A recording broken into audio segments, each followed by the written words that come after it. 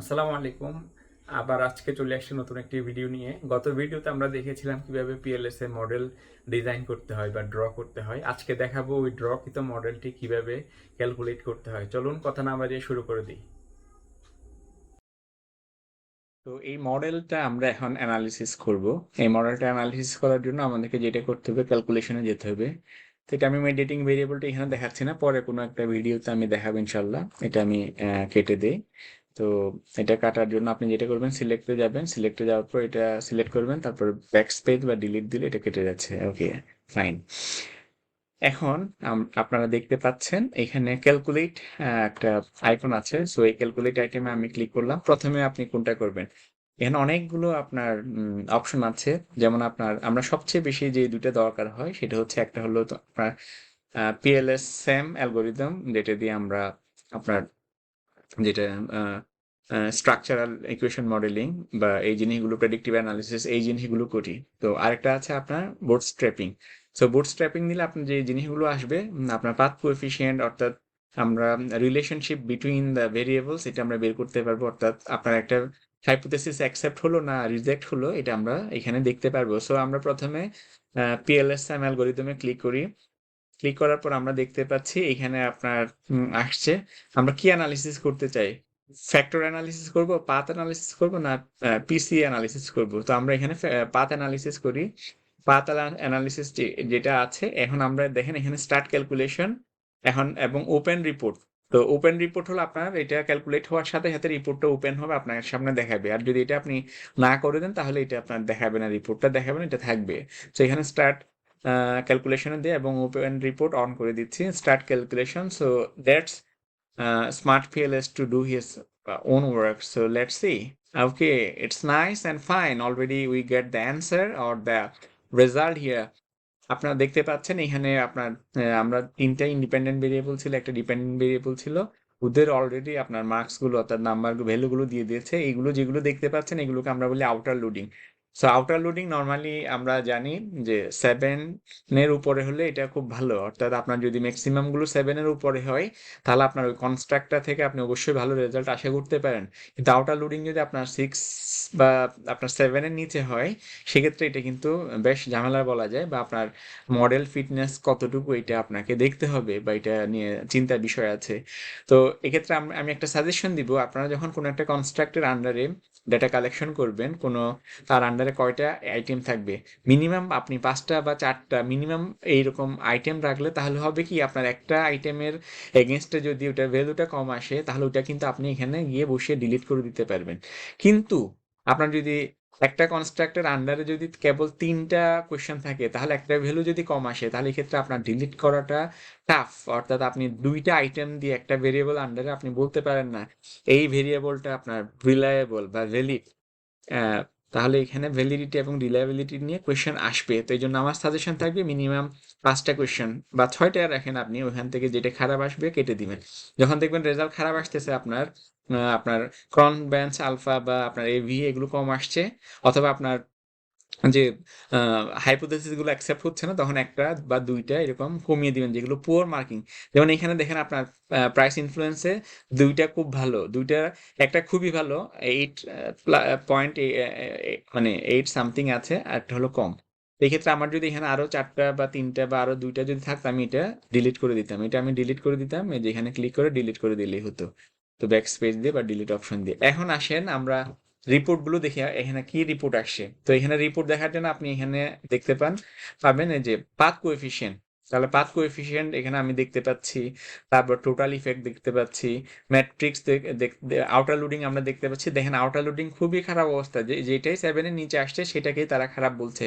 বা এটা তারা খারাপ বলছে এমন না, এটা আপনার বিগত যারা রিসার্চ করেছে তারা এটাকে বলছে যে এটা আউটার লোডিং ভালো নয়। এখান থেকে আপনি আউটার ওয়েট পেতে পারেন। আর ইম্পর্টেন্ট যে কোয়েশনগুলো, কোয়ালিটি ক্রাইটেরিয়াগুলো, আর স্কোয়ার পাবেন, এফ স্কোয়ার পাবেন, তারপরে কনস্ট্রাক্ট রিলায়েবিলিটি অ্যান্ড ভ্যালিডিটি পাবেন। তাহলে এই যে কনস্ট্রাক্ট রিলায়েবিলিটি অ্যান্ড ভ্যালিডিটি, এটা খুবই ইম্পর্টেন্ট, খুবই ইম্পর্টেন্ট। এখানে দেখেন আপনার ক্রন ব্যাঞ্চ আলফা সবগুলোই খারাপ আসছে, অর্থাৎ 7-এর নিচে আসছে। তো এই জন্য আপনার এই ক্রন ব্যাঞ্চ আলফা, অর্থাৎ আপনার এই খারাপ আসছে। তো এই ক্ষেত্রে দেখেন কম্পোজিট রিলায়েবিলিটি খারাপ আসে। তার মানে এই মডেলটা রিলায়েবল না। বাট এখানে যার একটা কম্পোজিট রিলায়েবিলিটি আর HUC আসছে, এটা সবগুলোই ভালো আসছে। আর এখানে আপনার এভি অর্থাৎ অ্যাভারেজ ভেরিয়েন্স এক্সট্রাক্টেড, এটাতে দুইটা ভালো আসছে, দুইটা খারাপ আসছে। আমরা নর্মালি 0.5 এর উপরে হলে আপনি দেখবেন এখানে গ্রিন চলে আসবে, আর 0.5 এর নিচে হলে এখানে রেড আসবে।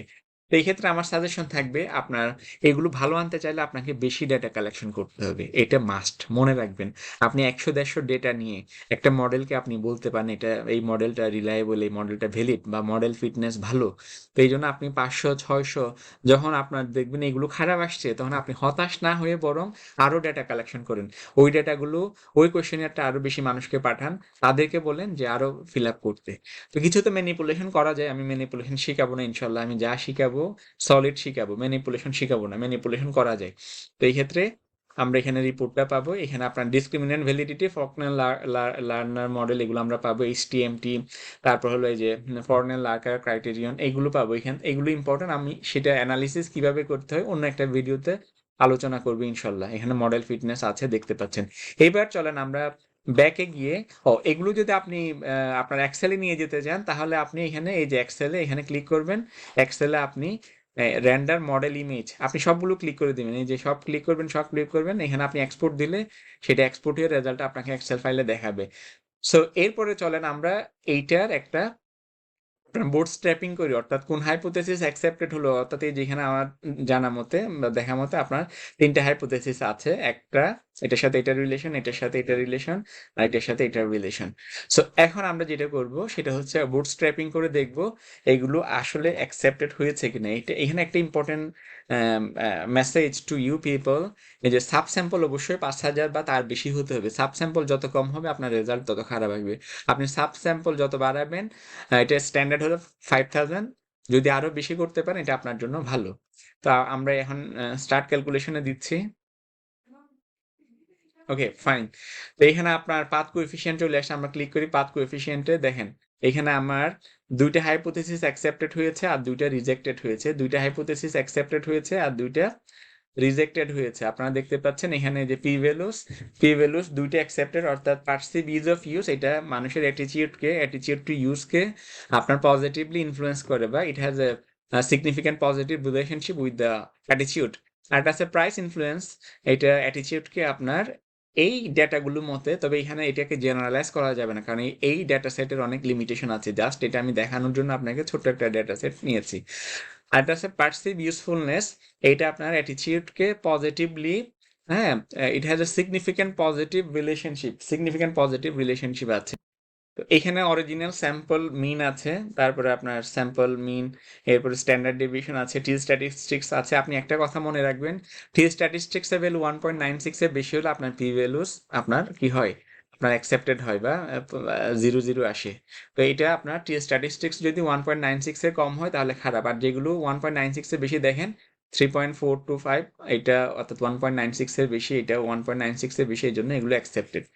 সো এগুলো নিয়ে আমরা ভিন্ন কোনো ভিডিওতে ভিন্ন কোনো দিন আলোচনা করবো। এখানে আপনি আরো কিছু জিনিস পাবেন, যেমন আউটার লোডিংটা এখানে আপনি এইভাবে পাচ্ছেন, আউটার লোডিং, এগুলো আপনি সেভ করে রেখে দিবেন, অর্থাৎ এখানে এক্সপোর্ট, এই যে এক্সেলে গিয়ে আপনি এক্সপোর্ট করবেন, এক্সপোর্ট করে আপনি এটা কোথাও রেখে দিবেন।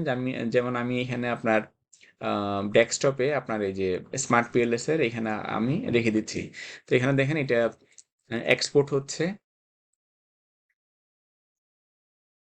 ওকে, সো এখন আপনার এই ইমেজটাও আসছে। এই ইমেজটা নট নেসেসারি, আমরা নর্মালি যখন কোনো ভালো জার্নালে পাবলিশ করি তখন আপনাকে একটা ক্যানভাসে এরকম একটা মডেল, অর্থাৎ আপনার রিসার্চ ফ্রেমওয়ার্ক ড্র করে নিতে হবে, ওইটাই ভালো। এগুলো আসলে এত কালারফুল, ইটস নট অ্যাকসেপ্টেবল। তো এখানে আপনি এই যে পাথ কোএফিসিয়েন্ট শো করতে পারেন, এখানে দেখতে পারেন এটা অনেক বড় বড় গুলো আছে, অর্থাৎ এই যে এখানে আছে। আপনি এগুলো যখন কাজ করবেন তখন এই যে এইভাবে টেনে এইভাবে ছোট করে নেবেন, আর কালারগুলো নিউট্রাল করে নেবেন, অর্থাৎ ব্ল্যাক অ্যান্ড হোয়াইট করে নেবেন। এই তো এরপর আপনি যখন ব্যাকে যেতে চাইবেন, এখানে একটা নেভিগেট টু ব্যাক আছে, দেখেন এই যে ব্যাক টু নেভিগেটে গেলে আপনি আবার এই যে এখানে দেখতে পাচ্ছেন আর স্কোয়ার, এফ স্কোয়ার, এগুলো আপনার কম্পোজিট রিলায়েবিলিটি, হ্যাঁ। তারপরে আপনার average variance accepted, average variance extracted, এগুলো আমরা দেখতে পাচ্ছি। সো আজকে এই পর্যন্তই, সবাইকে ধন্যবাদ।